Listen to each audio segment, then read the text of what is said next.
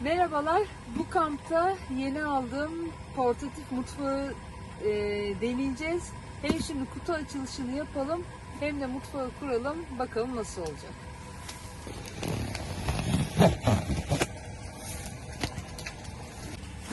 Kutusundan çıkarınca böyle bir çantayla çıktı içinden. Kuruluma başlıyorum.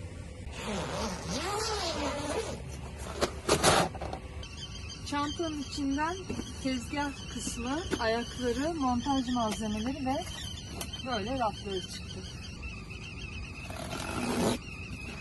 Kutudan bağlantı malzemeleri çıktı. 3 farklı boyda ayak geldi. En uzun olanını uzun kenarlara koyacağız. İşte kısa olanı dik kenarlar, en küçük olanları da yan kenarlara koyacağız. Böylece mutfağımızı kuracağız. Orta uzunluktaki sopalardan birini aldım. Şöyle yandaki yerlere yerleştiriyorum. Biraz dikkat etmek gerekiyor. Şöyle uçları sivri sivri, uç kısımları delmesin şeyi mutfak.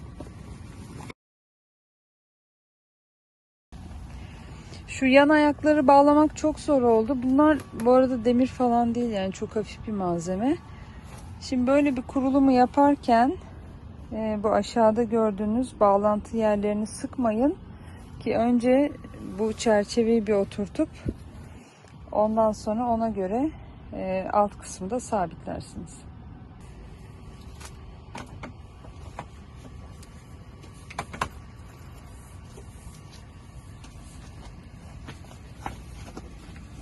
Tezgahı yerleştirdik. Şimdi de rafları yerleştirelim. Raflar da yerleşti. Şimdi böyle ön kapakları fermuarla kapanabiliyor tamamen. Veya açık tutmak isterseniz de böyle katlanıp şu şekilde kenarda toplanabiliyor. Kurulumu beklediğimden biraz daha zor. Yani çok zor değil ama çok kolay da değil. Biraz düzgün ayarlamak gerekiyor dengesini. Yarın da içini yerleştirip öyle göstereceğim size.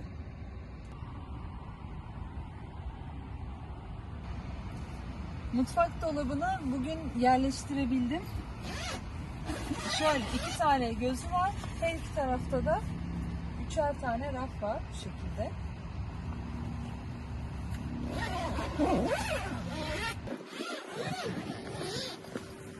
Şöyle baya bütün mutfak eşyalarını, hatta yiyeceklerin bir kısmını da aldı. Gayet kullanışlı, toparladı diyebilirim çadırın için. Yan tarafında da şu şekilde gözler var. Buraya da işte çatal, kaşık, spatula, karıştırıcı, bıçak, elinizin altında olmasını istediğiniz diğer mutfak aletlerini koyabilirsiniz. Dolabın üstündeki tezgahı kesme doğrama işleri için kullanabilirsiniz veya buraya bir ocak da konulabilir. Ayrıca hafif bir malzemeden yapıldığı için bahçeye veya çadırın dışına da çıkartabilirsiniz. Ben çok beğendim açıkçası. Gayet kullanımı rahat.